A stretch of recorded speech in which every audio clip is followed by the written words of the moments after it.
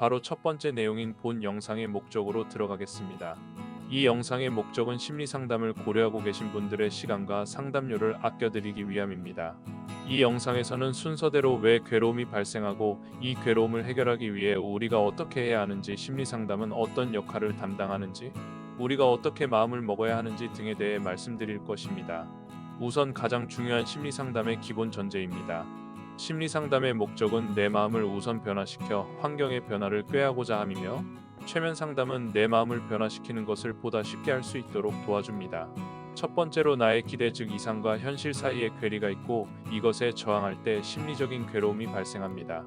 단 우리가 이런 괴리에 저항하지 않고 담담히 받아들이며 괴리를 좁혀나가려 노력할 때는 괴롭지 않습니다.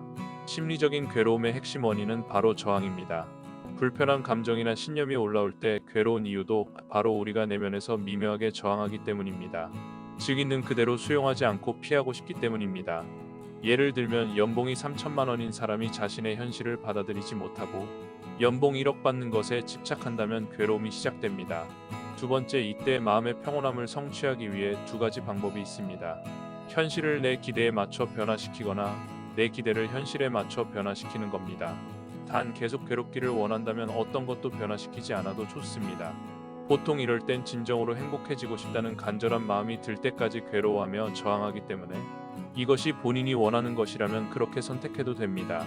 예를 들면 열심히 노력해서 연봉 1억을 받거나 아니면 연봉 1억을 받고자 하는 것에 집착하는 마음을 내려놓음으로써 마음의 평온함을 달성할 수 있습니다. 아니면 계속 연봉 1억에 집착하면서 현실에 불만을 가지며 괴로워할 수도 있는 것입니다. 세 번째, 현실을 변화시키는 것도 좋습니다. 하지만 지금 당장 현실을 변화시킬 여건이 안 되는 상황에서 행복하길 원한다면 내 마음을 우선 변화시켜야 합니다. 그런데 내 마음을 변화시키지 않고 현실을 변화시키는 데만 몰입하면 결국에는 다음을 깨닫게 될 확률이 높습니다. 모든 것은 다 내 마음에서 시작되며 마음을 다루지 않고서 현실만 변화시키고자 하는 것은 밑빠진 독에 물 붓기처럼 일시적이구나. 예를 들면 현재 연봉이 3천만 원인 현실을 있는 그대로 받아들이며 1억이 되고자 담담하게 노력하는 사람은 괴롭지 않습니다. 그런데 이렇게 노력한다고 치더라도 내면의 어떤 결핍감을 해결하지 않고 놔두면 행복해질 확률은 낮습니다. 무슨 말이냐면 트라우마로 인해 가난에 대한 두려움이 있는 사람이 있다고 가정해 보겠습니다.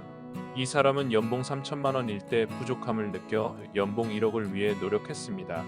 1억을 달성하니 잠깐은 행복했지만 머지않아 이것도 부족하다는 내면의 결핍감 때문에 연봉 2억을 갈망하게 됩니다. 이런 악순환에 빠져 결국 연봉을 높이는 것만으로는 내면의 결핍감을 채울 수 없다는 것을 깨닫습니다. 네 번째, 그래서 결국 내 마음을 변화시켜 평온해져야 하고 그 평온한 마음 상태에서 나오는 에너지로 현실을 변화시켜 나가야 합니다. 예를 들면 우리는 보통 불편한 감정이 느껴지면 이를 회피하려고 합니다. 그래서 음식을 먹거나 게임을 하거나 드라마를 보거나 술을 마시거나 담배를 피거나 하는 등으로 이 감정을 안 느끼려고 하죠. 그런데 감정을 회피하게 되면 이는 해소되지 못한 채 내면에 억압됩니다. 이렇게 감정을 억압하는 데는 심리적인 에너지가 많이 소모되게 되는데, 그러면 주변 환경에서 오는 스트레스에 유연하게 대처할 에너지가 부족하게 됩니다.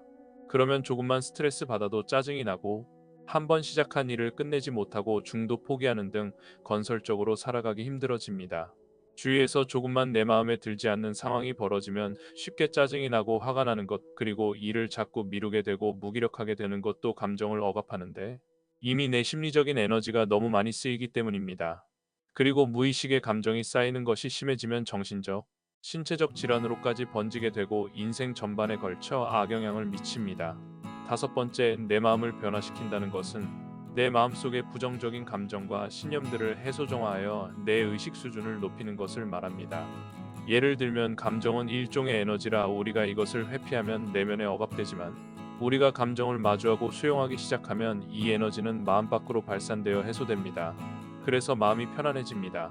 나의 내면에서 부정적인 감정이 해소되면 우리가 내면에 본래 가지고 있는 사랑, 이해, 연민 등과 같은 긍정적인 자질이 발휘됩니다.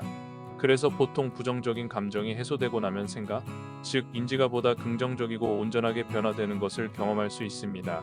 이런 과정을 무의식을 정화하여 의식 수준을 높이는 과정이다라고 말하기도 합니다. 여섯 번째, 우리 대부분은 감정을 제대로 해소하는 방법을 알지 못하며 분노, 슬픔, 좌절, 우울 등의 부정적인 마음가짐을 연습해왔기 때문에 관성이 붙어 있습니다. 이것을 카르마라고 부르기도 하는데 이 마음의 습관을 변화시키기가 쉽지 않습니다. 우리는 부정적인 마음가짐을 연습해왔기 때문에 관성이 붙어 있습니다. 이것을 카르마라고 부르기도 하는데 이 마음의 습관을 변화시키기가 쉽지 않습니다. 그래서 상처를 해소하고 새로운 삶을 살고 싶지만 혼자서는 쉽지 않습니다. 그래서 무의식을 효율적으로 변화시킬 수 있는 최면 상담의 도움을 받는 것입니다. 혼자서도 할 수는 있지만 전문가의 도움을 받으면 더 빠르고 효과적이기 때문입니다. 7번째, 상담 외에도 마음의 변화를 수월하게 도와줄 여러 방법이 있습니다. 이 방법들은 제가 상담 후에 보내드릴 자가치유 파일을 통해 학습하실 수 있습니다. 저는 내담자님들이 센터에 오셔서 최면 상담을 받으시는 것과 병행하여 집에서는 자가치유를 해나가길 적극 권장해드립니다. 왜냐하면 최면 상담은 기껏해야 12주의 2시간이지만 집에서 하루에 30분에서 1시간만 실천한다 해도 일주일이면 37시간이기 때문입니다. 제가 정성 들여 피드백도 해드리기 때문에 정말 진지하고 성실하게 치유에 임하시면 빠른 치유 효과를 경험하실 수 있습니다. 시청해주셔서 감사합니다.